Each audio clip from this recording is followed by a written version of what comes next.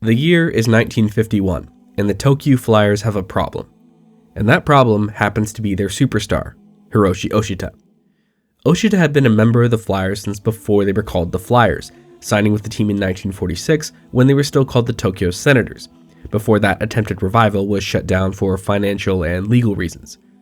Oshita had been pretty much the only thing keeping the Flyers relevant through the 1940s, as his home run power and massive popularity put butts in seats no matter how the Flyers were doing in the standings. In fact, Oshita was the first cover athlete of Baseball Magazine, back when it was still a fledgling publication, and he would appear on the cover of the more established Yakukai magazine several times. He was the face of the Flyers franchise and one of the highest paid players in Japan. And in 1951, Oshita was one of, if not the best player in NPB. That year, he set a Flyers franchise record by batting .383, a mark that still sits second in franchise history, and it was only beaten by less than 1,000th of a percentage point by Isao Harimoto. He did this while also leading the Pacific League with 26 home runs. His 1,169 OPS and 236 WRC+ led NPB by a country mile, with Yoshiyuki Iwamoto being the only other qualified hitter with a WRC+ over 180. While the Flyers were still terrible, Oshita made them an interesting team to watch, and he was still only 28 years old.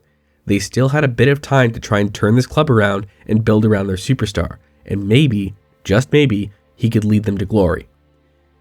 But that didn't happen, because the two sides were about to have a massive falling out, and it all had to do with Oshita's mother, Chiyo.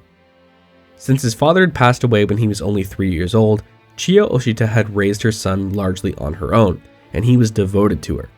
When she'd taken a job in Taiwan, he followed her there and spent most of his teenage years in Kaohsiung before moving back to Japan for university. It was on Taiwan where Chiyo began suffering from an unnamed disease that weakened her and caused almost constant muscle tears. In a lot of pain, she went to the doctor, who prescribed her with Philopon. Philopon, for those of you who don't know, is crystal meth. Chiyo, like many other Japanese people prescribed the drug, quickly became addicted. By the time she returned to Japan in 1947, she was utterly dependent on the stuff and would constantly beg her son for money to keep up the habit. By 1950, Oshita had had enough. He was dealing with the stress the only way he knew how: partying. This exacerbated his already strained relationship with his wife, Toshie.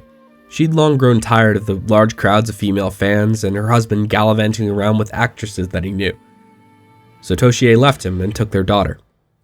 This led to him openly starting an affair with a Shibuya restaurant owner named Tetsuko Akiba. It would be her that would get him on the right track, largely keeping him grounded, and Oshita would later credit her with helping him have that monster 1951 season. She was also the one to convince him to get his mother clean. Chiyo would be checked into the hospital to recover, but given the stigma surrounding having a family member addicted to drugs that still exists in Japan today, Oshita would tell people that his mother was suffering from gallbladder stones. When Oshita asked for money from the club to cover the cost of his mother's treatment, General Manager Gen Saramaru said no. He, rightly, didn't believe that the 200,000 yen Oshita was asking for was to cover a gallbladder treatment. Oshita had borrowed money from the club before, saying it was for his mother, and Saramaru had grown suspicious. When he refused, he hinted that either Oshita or his mother was using the money to gamble, and he would not loan him any more money. Oshita already owed the club 1.7 million yen thanks to his partying and his mother's drug habit, and Saramaru had had it. The rift between Saramaru and Oshita had already been growing for a couple of years. Following the restructuring of the JPBL into NPB in the winter of 1949, several new clubs tried to poach Oshita, but Saramaru had sent his star on vacation to Kaorizawa in Nagano and didn't tell anyone where he was. While Saramaru sweetened the deal with a 3 million yen signing bonus and the captaincy, it still rubbed Oshita the wrong way. There were better teams that were interested in signing him, and he was not happy about the Flyers joining the Pacific League, away from the big money teams like the Giants, Tigers, and Dragons. Then, after the 1950 season, Saramaru had cut 3 players: Raita Terada, Katsumi Yamazaki, and Tomihito Yamagata. All 3 of them were Oshita's personal friends from university. While letting all 3 of them go was a justifiable decision, as they were all terrible, Oshita still felt that it was an attempt to erode his power within the organization. The final straw was when he was informed in late November by Saramaru that the team would be letting go of former ace Giichiro Shiraki. Despite Shiraki diving deep into fanatical Buddhism and becoming a bit of a locker room cancer because of it, Shiraki was still Oshita's personal friend. So again, Oshita saw this as another attempt to limit his organizational power and protested loudly. Saramaru's response to this was to shrug and go, "You owe us 1.7 million yen. If you want to complain, pay that off first." Oshita, already reeling financially from his partying, his impending divorce, and his mother's hospital bills, stormed out. 2 days later, he walked into Saramaru's office with a briefcase full of all the cash he owed the team. Oshita had sold pretty much all of his memorabilia and his personal collection to collectors to raise the money he needed to pay off his debt to the team. He placed the briefcase on Saramaru's desk, only to be told something to the effect of, "I was joking, man." This was probably the worst thing Saramaru could have said. Oshita practically blew up. He stormed out of the office, screaming something to the effect of, "I will never put on a Flyers uniform ever again." When the media caught wind of Oshita's trade demand, Saramaru quickly began to deflect. He called the Oshita feud nothing more than a holdout. Oshita still had 1 year left on his contract, and thus the only way he could get out was to be traded. This trade demand was nothing more than a Hail Mary negotiating tactic by someone outside of the business world who didn't know how to negotiate. Take a wild guess as to how Oshita felt when he read that. Oshita, whose feelings towards Saramaru could best be described as on sight, took the big step of becoming the first NPB player to hire an agent, entrusting negotiating power to his friend Masashi Kato. Saramaru would refuse to meet with Kato, insisting that he would only deal with Oshita. He then leaked Kato's existence to the media. This only further enraged Oshita. It got to the point where Pacific League Commissioner Shintaro Fukushima, distressed at the media circus surrounding one of the stars of his side of the league, went to pay Oshita a visit. Fukushima, who was rightly worried about a Central League club poaching Oshita, learned the truth about the situation. He urged Oshita to drop his agent and negotiate with the Flyers directly. Oshita refused. So, Fukushima told him that he would veto any trade to his Central League team, then made that decision public as well. Several Central League teams had already been poking around Oshita's camp since the circus began, and Fukushima didn't want the PL to lose one of their biggest stars. What Oshita felt about this is unknown, but those Central League teams would immediately back off. One team that didn't, though, was the Kintetsu Pearls. The Pearls, basement dwellers of the PL and desperately needing star power, would swoop in and negotiate with Kato and Tokyo executive and former pitcher Hyutaro Akanea. If they could swing a trade, Oshita would be given a raise and a 5 million yen signing bonus. Oshita agreed to this proposal. Eventually, Tokyo chairman Hiroshi Okawa would meet with Oshita directly, bypassing Saramaru and Kato. On December 28, 1951, they would meet, somewhat symbolically, at the headquarters of the Imperial Flying Club and try to hash out a deal. Okawa refused to accept Oshita's trade proposal and said he would remain a Flyer for the duration of his contract. Oshita reiterated that he would never play for the Flyers again. Okawa would try again a couple days later, stating that he would allow a trade, but only to a team of his choosing, and the trade would not be conducted immediately. Oshita would also have to publicly apologize to Saramaru. Oshita, once again, refused. So, Okawa caved, and announced in early January of 1952 that he would be fielding offers for his superstar outfielder. Respecting the PL Commissioner's wishes, he would only accept trades from fellow Pacific League clubs. He also personally informed Saramaru that he would not be a part of the negotiating process, as Okawa felt that he would not negotiate in good faith. Instead, negotiating power would be vested in the club's new manager, Toshiharu Inakawa. 4 teams would step up and make offers in the coming days. First, the Kintetsu Pearls. Their offer was quickly rejected by the Flyers, both because they really had nothing to offer and the fact that they had openly negotiated with Oshita's agent. Second, the Mainichi Orions. The Orions were the inaugural Japan Series champions, but had been unable to retain their title. While offense wasn't their problem, getting the best hitter in Japan certainly wouldn't have hurt. They would offer veteran outfielder Shoshichi Ito and veteran utility man Hirokuni Kataoka. Tokyo asked for ace Atsushi Aramaki to be tacked onto the deal. Given that pitching was the Orions' main issue, this caused the deal to fall through. The third suitor would be the Hankyu Braves, who approached the Flyers offering Katsuki Tokura. This was practically laughed out of the room. Tokura was 36 and well past his prime.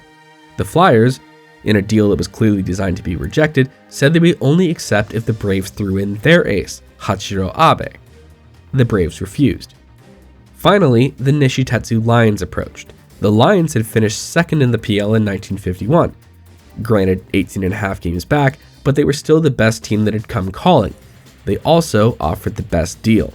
They were willing to trade Yasuhiro Fukami, one of the club's better players, as well as a pitcher. The Flyers asked for ace Tokuji Kawasaki, however, Nishitetsu higher-ups refused.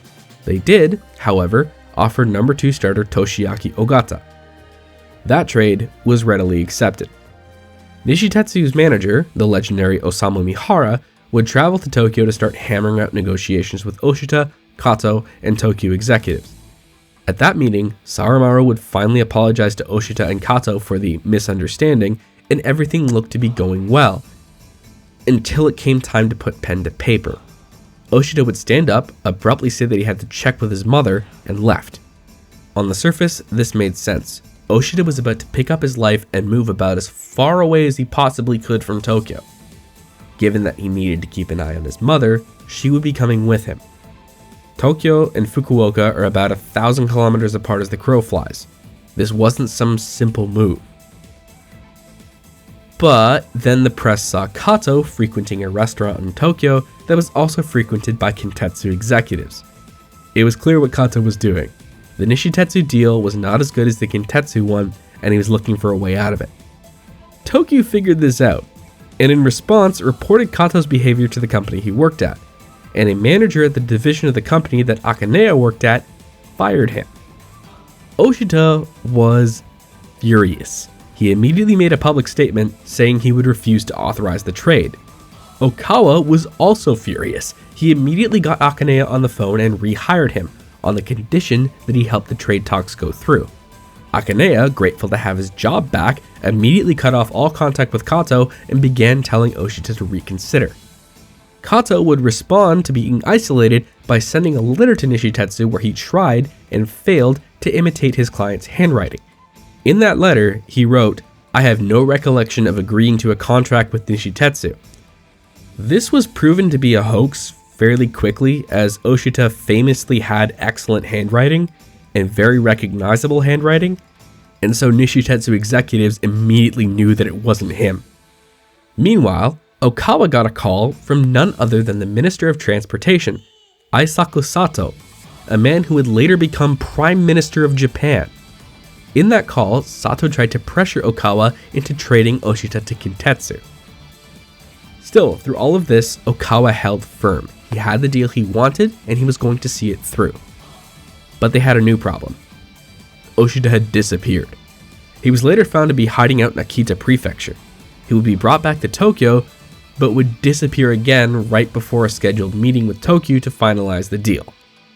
At this point, the public had completely turned against Oshita. Articles appeared all throughout the media landscape outlining the absurdity of the case, and some even openly called for Oshita to be thrown in a mental hospital. Eventually, Pacific League Commissioner Fukushima had enough. He called executives from the Flyers, the Lions, and the Pearls to meet him, and he laid down the law. He basically said, "This is how it's going to go. The number one priority will be finalizing the deal between the Flyers and Lions. If the Pearls really want to continue to disrupt these proceedings, they would have to transfer a player of Nishitetsu's choosing over to the Lions as compensation." The Pearls, naturally, protested. They said they'd done nothing wrong, and that they would not withdraw from negotiating without receiving compensation for backing down. Nishitetsu went fine and offered the Pearls utility man Masakazu Kito.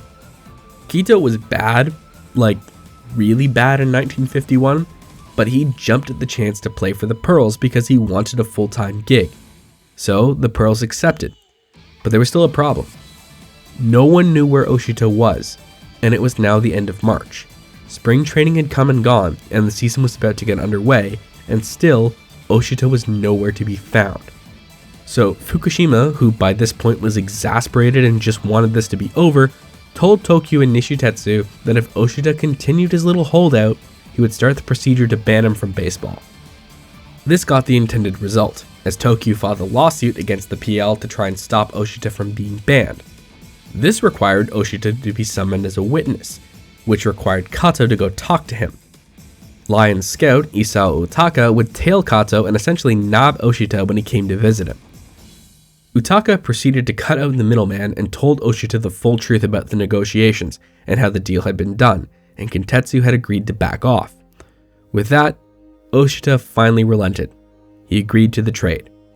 On April 11th, 1952, Hiroshi Oshita officially became a Nishitetsu Lion. With that, the 5-month-long saga came to an end. So what ended up happening? Well, as for the players who got sent to the Flyers, Toshiaki Ogata would join them after pitching 3 games for the Lions at the start of the year. Being a Kyushu native, he was not particularly enthused by the trade, and his performance reflected that. He would be rather mediocre as a Flyer, retiring in 1955 due to an injury. After that, he dropped off the face of the earth. All that we know is that he went back to his hometown of Kumamoto. We don't even know if he's still alive or dead, but given the fact that he'd be 103 if he was alive, I'm willing to bet that he isn't. Yasuhiro Fukami, on the other hand, played excellently in his first season as a Flyer, hitting 23 home runs with a 155 WRC+ and 4.5 WAR. Add on the 2 home runs he hit as a Lion before the trade, and he would win the Pacific League home run title that year. In fact, he's one of only 2 players in all of professional baseball to win a home run title while playing for multiple teams, the other one being Brago Roth, who won the AL home run title in 1915. It was, in fact, the best season of Fukami's career. Then 1953 happened. He still hit well, belting 19 home runs with a 113 WRC+, but his base running and fielding were dreadful. He wouldn't be retained after the year and would join the expansion Takahashi Unions in 1954. The Unions were bad, but they were better than the Flyers, and Fukami played decently enough to get a deal with the Nankai Hawks for 1955. The 1955 Nankai Hawks are one of the best NPB teams of all time. They went 99, 41, and 3 and rocketed to the Pacific League pennant. That 99 wins still stands as an NPB record to this day. Fukami would win them that 99th game, hitting a homer off Kintetsu Pearls reliever Ryoichi Sato in the bottom of the 10th to walk it off. While the Hawks would lose to the Giants in the Japan series that year, Fukami would homer off of Hall of Famer Takehiko Besho in Game 6. That would be the last home run of his career. He hung on as a pinch hitter for 2 years before retiring in 1957. He'd returned to the Lions as a coach in the early 60s and also coached the Hiroshima Carp, but health issues forced him to retire. He passed away at just 52 years old in 1972.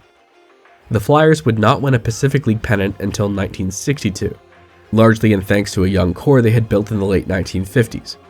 They would win the Japan series that year, beating the Hanshin Tigers, but they wouldn't win another pennant until 1981, now under the name Nippon Ham Fighters.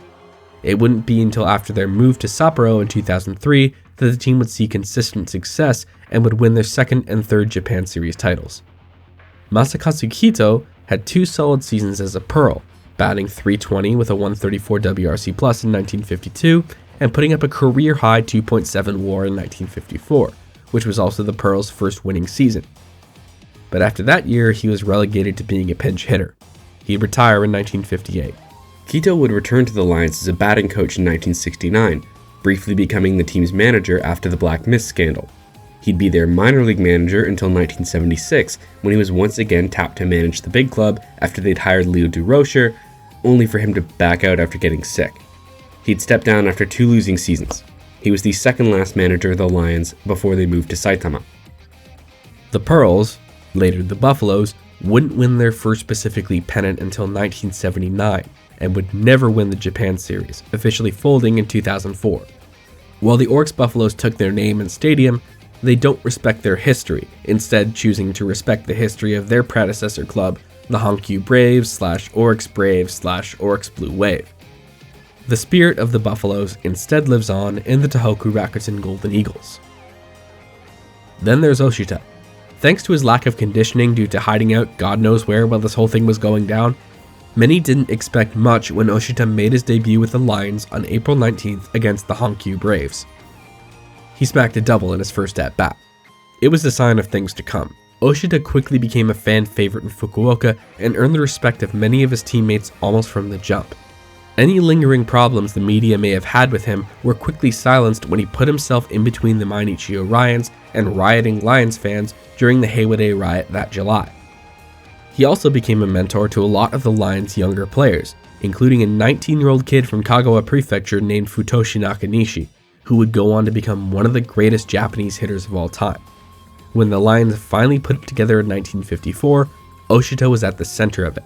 22 homers, a 175 WRC+, and a career-high 7.9 WAR. That easily netted him Pacific League MVP. While the Lions would end up losing that Japan series to the Chunichi Dragons, Oshita would remain with the club when they won 3 pennants in a row in 1956, 1957, and 1958, converting all 3 into Japan Series titles over the Yomiuri Giants.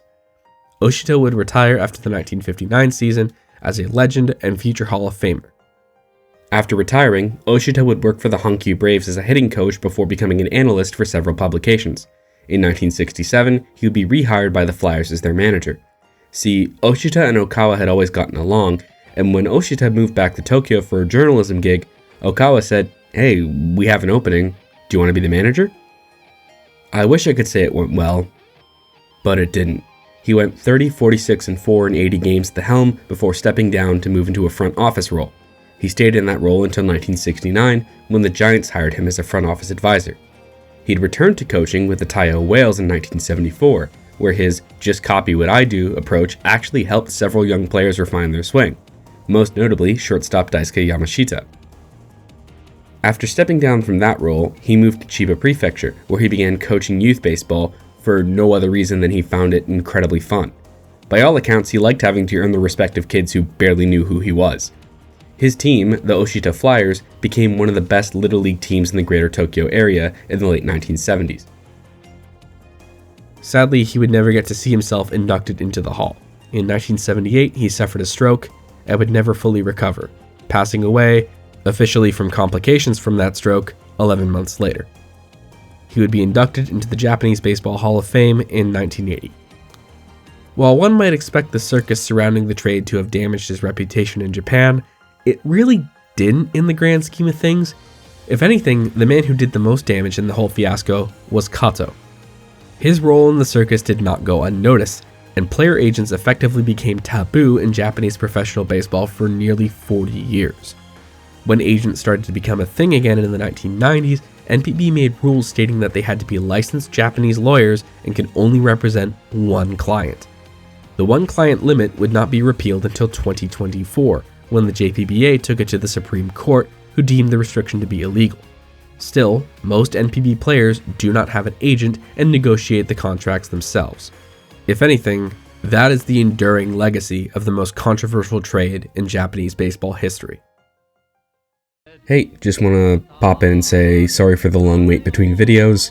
It's kind of what happens when you move halfway around the world and live on your own again for the first time in about 5 years.